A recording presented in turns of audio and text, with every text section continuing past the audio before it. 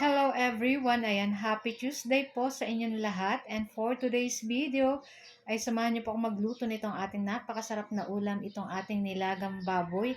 At lalahukan po natin yan ng gabi at pechay. Ayan, and magluluto rin po ako ng aming panghimagas. Ayan, meron ako ditong hinog na saging na saba. Ayan, ipiprito ko lang yan guys. And lalagyan natin ng konting asin at may sugar para manamis-namis at aagaw yung alat. So, masarap pang himaga. So, ayan na nga guys, nagpakulo na ako nitong ating baboy, pinalambot na natin. At pag malambot na, ilalagay natin yung ating gabi. At pag malambot na rin yung ating gabi, ayan, ilalagay natin last yung ating dahon ng pechay. Ayan. So, yung ating sinabawang ribs, ay kanina nilagyan na natin yun ng sibuyas, paminta, saka asin para sa pampalasa. Tapos naglagay din tayo ng 1/4 cube.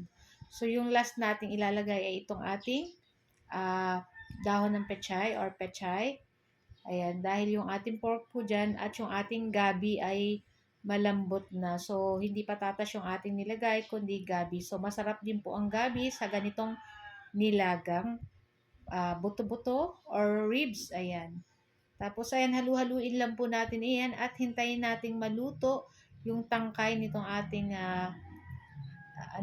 nitong ating pechay. And syempre tikman kung tama na po yung lasa, kung medyo matabang, dagdag na lang po kasi pakonti-konti lang po ako pag naglalagay ng pampalasa para hindi po mapa-alat. Ayan. So okay na rin to guys at luto na rin naman itong ating pechay dito at makikita nyo yan, sobrang sarap nito guys at umuusok-usok pa.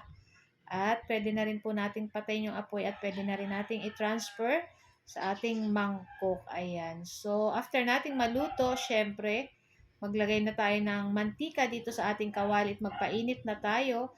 At pag mainit na, pwede na nating ihulog dyan itong ating in-slice na saging na saba. Ayan. So, lulutuin lang po natin iyan.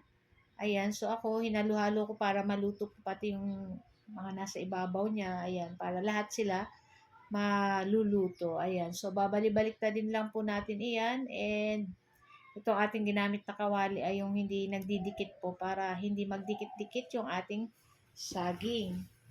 Tapos ayan, nakikita nyo guys ay unti-unti nang nagbabrown itong ating saging na saba.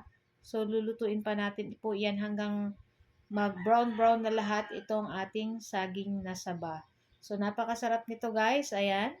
So, ayan na nga, naglagay na ako dyan ng asin. Ayan. Tapos, maglalagay tayo ng sugar. Pero, dapat pag naglagay tayo ng asin at sugar, ay dapat yung ating saging saba ay luto-luto na guys. Ayan.